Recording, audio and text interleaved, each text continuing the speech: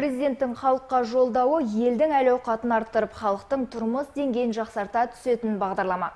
Бүгінгі 23-ші жолдауында да елбасы әлеуметтік экономикалық дамудың өзекті мәселелерін айтты. Президент алдағы 3 жылда агроөндірістік кешенді дамытуға жыл сайын қосымша 100 миллиард теңгеден бөлінуге тапсырма берді.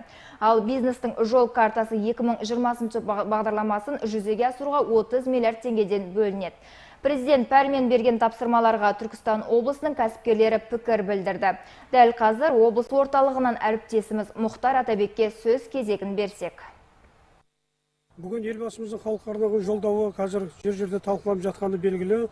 Осыған орай біз Түркістан қаласында белгілі кәсіпкер, Ордабасы құс жауапкершілігі шектеулі серіктестігінің директоры Мұрат Тағаев ағамызды жолықтырып, бір-екі ауыз сұхбаттасқанды жөн көрдік. Жолдауда көптеген тақырыптарға, әсіресе өзіңіз кәсіп ететін осы кәсіпкерлік саласында, ауыл шаруашылығына байланысты үлкен мәселелер айтылды. Соның ішінен өзіңіздің түйген ойыңыз болса.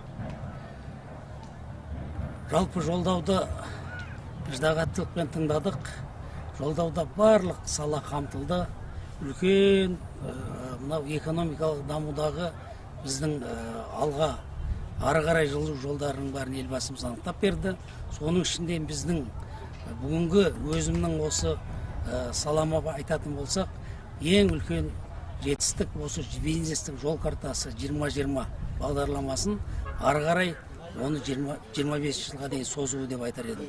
Себебі біздің компаниямызда осы бизнестің жол картасы 2020 бағдарламасы арқылы дүниеге келген, міне бүгінгі күні жемісті жағдай қызмет етіп жатырмыз, халыққа азық-түлікпен қамтамасыз ету жағында.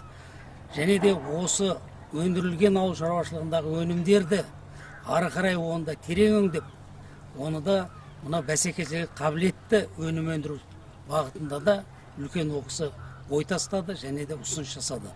Ол дегеніміз міне өндірілген өнімнің барлығын біз терең өңдеуге өтсек, ол біздің бәсекелігі қабілетті өніміміз әрдайым ол экспорттық өнім болып табылады. Сондықтан осы бағыттағы айтқан ұсыныстарды мен ойлаймын әр кәсіпкер ауылдағы жүзеге асыруға тырысу керек.